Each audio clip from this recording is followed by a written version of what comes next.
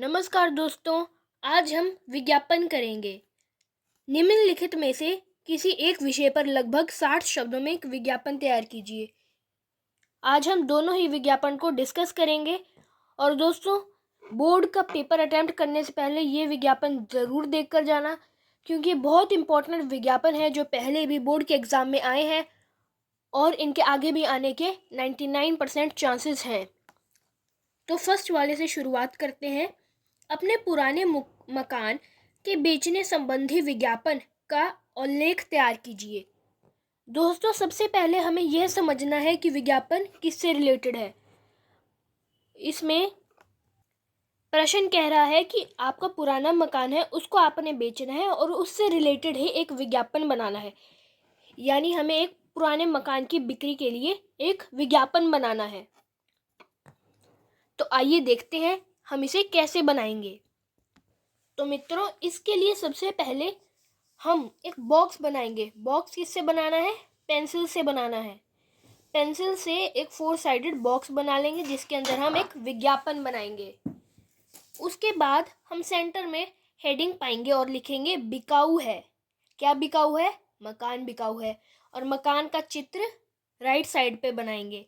आप कहीं भी बना सकते हैं, बट आपको चित्र के लिए एक अलग सा आकर्षक चित्र बनाना है। एक अलग से जगह छोड़नी है जहाँ पे आप चित्र बनाएं।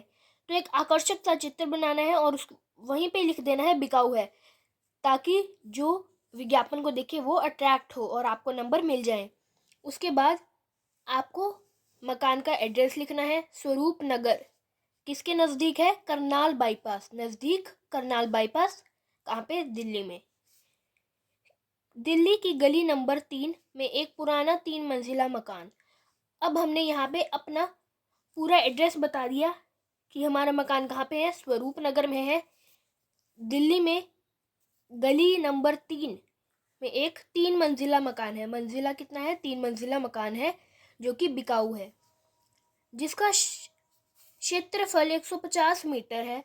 प्रत्येक तल में 2 बेडरूम, एक किचन तथा एक ड्राइंग रूम है।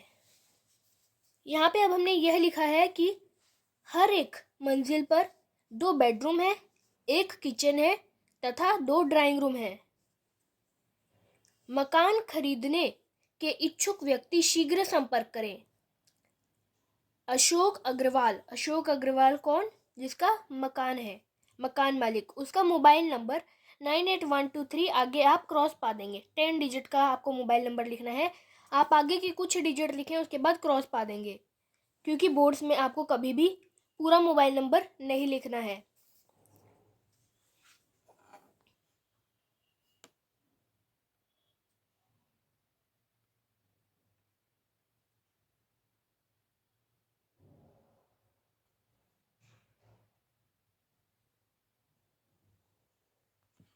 अब दूसरा करेंगे।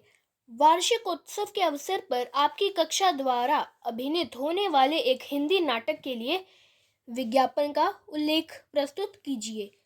अब हमें वार्षिकोत्सव के अवसर पर, वार्षिकोत्सव मतलब एनुअल फंक्शन के अवसर पर आपकी कक्षा द्वारा अभिनीत होने वाले एक हिंदी नाटक, आपकी कक्षा एक हिंदी नाटक को अभिनीत करेगी, यानी उसका रोल प्ले करेगी।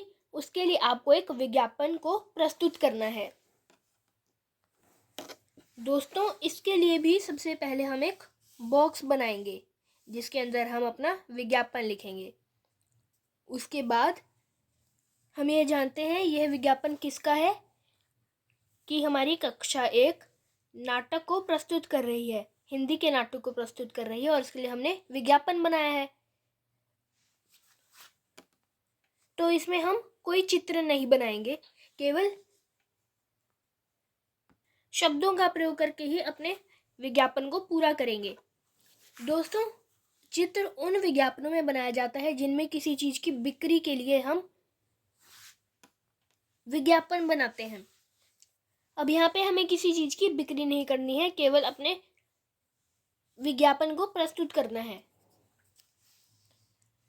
हम लिखेंगे हमारे विद्यालय दिनकर पब्लिक स्कूल मयूर विहार दिल्ली के वार्षिकोत्सव के शुभ अवसर पर कक्षा 10वीं अ द्वारा एक हिंदी नाटक का नाम लिखेंगे युवा वर्ग में घटती नैतिकता, ये है नाटक का नाम जो कि प्रस्तुत होगा, का मंचन किया जा रहा है। मंचन यानी आयोजन किया जा रहा है। नाटक के शीर्षक से ही अनुमान लगाया जा सकता है कि नाटक के अंत में दर्शकों को एक प्रभावी सीख भी मिलेगी। वह कह रहे हैं कि नाटक के जो टाइटल है यानी ये शीर्षक से ही एक अंदाजा यानी अनुमान लगाया जा सकता है कि नाटक के एंड में दर्शकों को एक अच्छी सी सीख मिलेगी। नाटक की रूपरेखा अत्यंत प्रभावी है तथा स्वाद भी कसे हुए है। नाटक का प्रमुख उद्देश्य नई युवा पीढ़ी में नैतिक मूल्यों की स्थापना का प्रयास करना है। यह आ गया हमारे नाटक का प्रमुख उद्देश्य। यह नाट्य प्रस्तुति हमारी कक्षा के विद्यार्थियों तथा कक्षा अध्यापकों का अथक परिश्रम का परिणाम है। नोट: सभी विद्यार्थियों की उपस्थिति अनिवार्य है। तो ऐसे हम दोस्तों अपने विज्ञापन को पूरा करेंगे।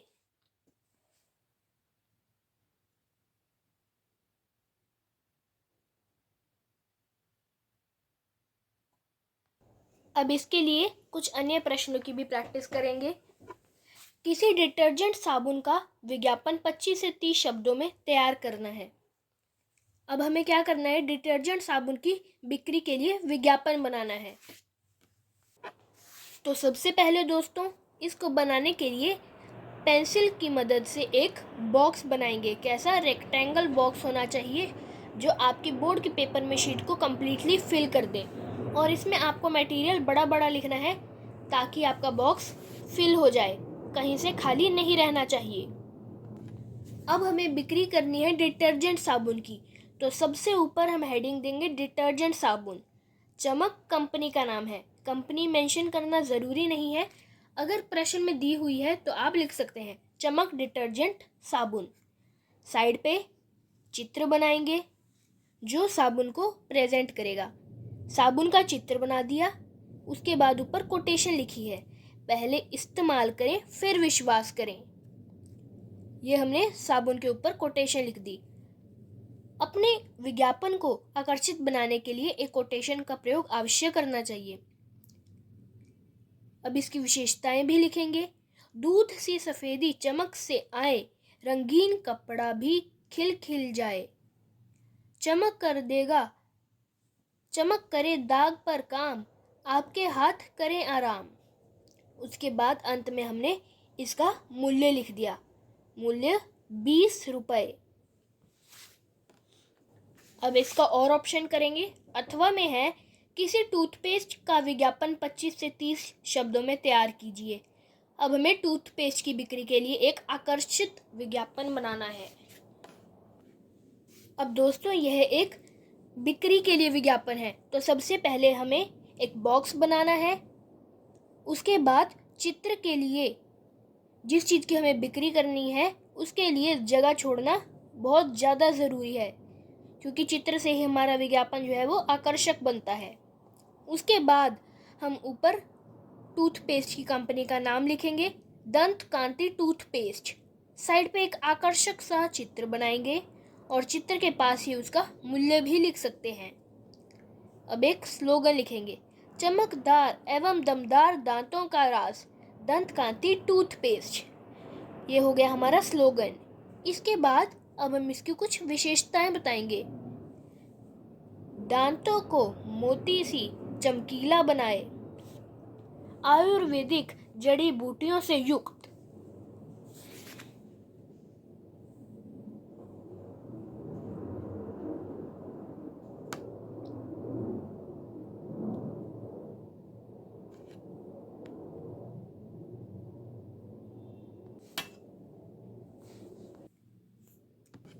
दोस्तों आपको विज्ञापन का जो बॉक्स है हमेशा पेंसिल से ही बनाना है। इसको आप आकर्षक बनाने के लिए पेंसिल कलर्स का भी यूज़ कर सकते हो, और बॉक्स आपका स्केल से बनना चाहिए, टेढ़ा मुड़ा बॉक्स नहीं चलेगा। और डॉटेड लाइन वाला नहीं बनाना, पहले आपको एक लाइन वाला एक पेंसिल से बॉक्स बनाना है, उसके बाद आप डॉटेड एक बॉर्डर अंदर ही बना सकते हैं। आप आकर्षक बनाने के लिए अलग अलग रंगों का यूज़ कर सकते हैं, बट हल्के रंग यूज़ करने हैं, डार्क नहीं, इतने कि भी आपका जो लिखा हुआ मटेरियल है वो ना छुपे और वो शीट के पीछे भी ना छपे। Thank you friend.